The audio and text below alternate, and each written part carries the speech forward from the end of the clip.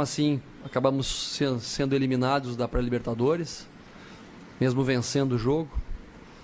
E a nossa proposta, vindo ao Morumbi, era de tentarmos vencer o Clássico, né? Então, a escalação, os jogadores em campo, a gente tinha um foco muito claro de tentar, mesmo sabendo da dificuldade de recuperar uma equipe em 48 horas, para um jogo tão importante.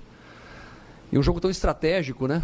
Nós precisávamos, a exemplo do que o São Paulo teve, uma semana cheia para focar exclusivamente no São Paulo. São Paulo é um time de muita qualidade, de muitos movimentos, que estrategicamente você tem que estar muito atento e muito treinado para entender as dinâmicas de movimentação do São Paulo. Mesmo assim, a equipe se superou, né? Conseguiu, mesmo com esse pouco tempo de recuperação, fazer uma partida de igual para igual. Penso que foi um jogo franco, um jogo aberto. As duas equipes atacaram uma a outra.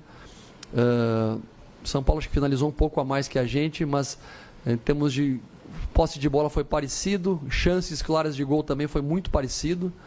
Então, um clássico que o empate acabou ficando feio para o torcedor, porque um jogo tão bonito merecia-se gols, né? Mas como foi um jogo franco, bacana de ver, penso que a equipe lutou e se desempenhou o máximo que podia dar, com tão pouco tempo de recuperação de um jogo para o outro. Thiago, até em cima dessa sua resposta, queria que você falasse um pouco do seu trabalho nesse tempo, né? Você entendendo aí do que é o Corinthians, uma eliminação, já tendo um clássico pela frente, como você se comportou nesses 2 dias que sucederam depois da eliminação? E se você quiser falar um pouco da arbitragem, o que você viu da reclamação, especialmente dos lances mais polêmicos, esse no final também? A gente que trabalha com futebol e chega nesse mais alto nível, quando você chega no Corinthians, no São Paulo, você é um competidor por natureza. A gente já superou muitas adversidades, e quando eu falo a gente é comissão técnica, jogadores, todas as pessoas que estão nesse nível, no mais alto nível. Você superou muitos obstáculos para chegar aqui. E não é uma eliminação, por mais que seja um momento importante do clube, que vai tirar o nosso foco e a nossa ambição de continuar melhorando. E esse foi o discurso com nossos jogadores. Nós temos jogadores ali que já disputaram Copa do Mundo, já foram campeões mundiais, Libertadores da América, brasileiros, Copa do Brasil, Sul-Americanos. Então, jogadores de muita cancha, né, para sustentar um momento difícil. E a gente sabe que o DNA do Corinthians passa por jogar bem, que é o que a gente busca, mas principalmente por competir, por correr no campo, por se doar ao máximo.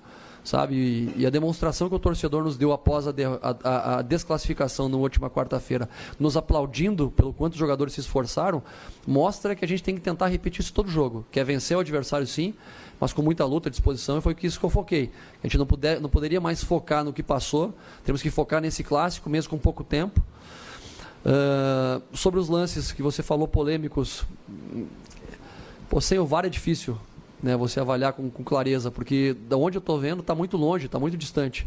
Sei que tiveram reclamações de pênalti para o São Paulo, para a gente, sabe, um lance no final ali que era para ter sido amarelado, o jogador do São Paulo já tinha amarelo para ser expulso, não foi, sabe? Então, circunstâncias que foram ruins para os dois lados, mas também falei para o árbitro depois no final do jogo que é um jogo muito difícil de apitar, né, porque são muitos jogadores experientes, um jogo onde você tem que estar tomando decisões muito rápidas. Então, como eu já pedi desculpa para a arbitragem brasileira na última coletiva, tá todo mundo isento de qualquer circunstância. Thiago, ainda à sua direita, queria que você, por favor, falasse de 2 jogadores, né? O Johnny Gonzalez, que foi debutante hoje, né, como titular, se você pensa em dar uma sequência para ele na equipe principal, e sobre mais uma, o Lucas Piton, né, que mais uma vez no clássico correspondeu, e se já colocou alguma coisa na tua cabeça, se ele merece ou não uma sequência como titular, por favor. O Lucas merece ser titular. Assim como o Sid Clay merece por tudo que ele fez na carreira já.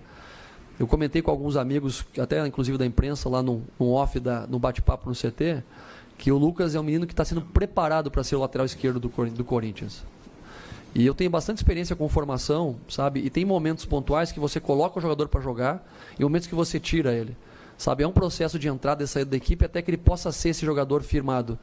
É bom lembrar que o Lucas, até um mês atrás, ele estava para disputar um jogo pela Taça São Paulo e nós mandamos ele vir de volta à pré-temporada porque acreditamos que ele tem esse potencial para vir a ser titular do Corinthians. Então a gente vai trabalhar com ele, com calma, sabe? Temos que dar continuidade ao Sid Clay também, porque é um grande jogador, tem uma história bonita no futebol, tem passagens fora do país, está voltando, precisa de ritmo, de adaptação. Eu não posso simplesmente descartar um jogador. Eu tenho que estar todo mundo inteiro, e o Sid Clay é importante, como o Lucas está provando que é um grande jogador e tem um futuro brilhante. O Johnny, né? A gente está em dúvida se é Ione ou Johnny, a gente tem falado das duas coisas. Ele tem alguns atributos que chamam muito a atenção. Ele tem muita força física, né? E é um jogador que é de velocidade, é um jogador que recebe bola no pé, que ganha a bola longa na disputa na bola aérea. E eu sempre busco atributos dos jogadores que destaquem muito.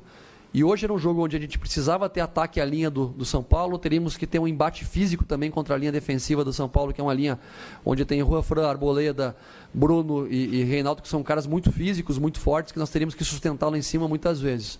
Então a presença dele foi por isso, tanto por sustentar essa bola, por ter velocidade de ataque, e ele, mesmo com pouco tempo de treinamento, sustentou aí praticamente mais que a metade do jogo. Então é um jogador que tem sim a ideia que se continue na equipe principal, vai disputar a posição com os demais, né? E vamos torcer que ele continue nesse processo ascendente como ele estreou hoje. Thiago, boa noite. Boa noite. Saindo um pouquinho do que aconteceu no jogo em si, mas também envolve a partida, como é que você analisou, interpretou esses gritos homofóbicos? A partida no início foi interrompida por causa disso e é um assunto, infelizmente, ainda recorrente num ambiente tão machista que ainda é o futebol. Não cabe, né? Não tem mais espaço para nada desse tipo de coisa. Eu estou fazendo aniversário hoje e ainda peguei uma geração que parecia algo comum antigamente se fazer esse tipo de brincadeira, mas como as coisas hoje tomaram uma proporção de muita agressividade, as pessoas estão com a paciência pequena, estão reagindo com violência, não cabe mais esse tipo de coisa, né? Nós estamos num mundo hoje que é globalizado, sabe, que todos temos espaços, todos temos direitos e deveres da mesma maneira. Então eu acho um absurdo, né? E não é porque aconteceu hoje, se acontecesse com a torcida do Corinthians, qualquer outra torcida também não tem cabimento acontecer esse tipo de coisa. Até porque dentro das próprias torcidas temos pessoas, né, com as suas opções de qualquer tipo, temos que ter respeito, sim. Penso que o árbitro chamou a atenção do fato e parar, né, um jogo tão importante para chamar a atenção desse tipo de fato já é um meio educativo, né, pedagógico, para que possa ter essa repercussão, para que possa ver essa pergunta, para que eu possa explanar e a gente debater sobre esse assunto mais vezes e cada vez mais coibir esse tipo de atitude. Thiago, boa noite. Boa noite. Duas perguntas rápidas. A primeira, o fato do Corinthians ter ficado durante mais de uma década, normalmente jogando no contra-ataque, com raras exceções, futebol reativo, a transição na bola longa, o contra-ataque rápido, e você que é um treinador que procura mais o jogo, gosta de fazer aquela marcação alta, isso é um problema maior para você, essa mudança de filosofia? E a segunda questão é o seguinte, em razão dessa mudança, o time oscilou novamente hoje, terminou muito bem o primeiro tempo e não voltou tão bem para a segunda etapa, pelo menos nos primeiros minutos? É um desafio que a gente possa implementar essa maneira de jogar.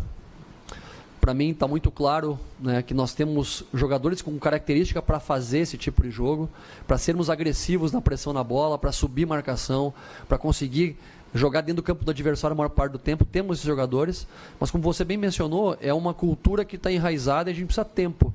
E o tempo quer dizer número de jogos, para você ir atuando, mudando, repetindo, né? Então isso tem um papel importante que a gente não controla somente do dia para o outro. É preciso jogar e errar muitas vezes para você, a partir das experiências acumuladas, conseguir evoluir e mudar a cultura.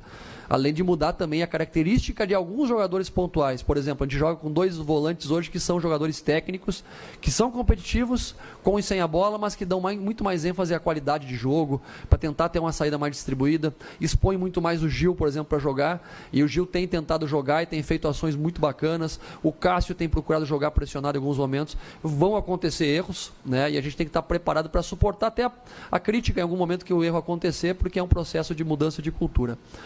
Sobre a questão do retorno do segundo tempo, eu penso que o nosso ritmo físico pesou um pouco, sabe? Porque a gente começou num jogo de trocação com o São Paulo. E era um jogo até pelo nosso desgaste acumulado do jogo anterior, que teríamos que ficar mais com a bola como terminamos o primeiro tempo.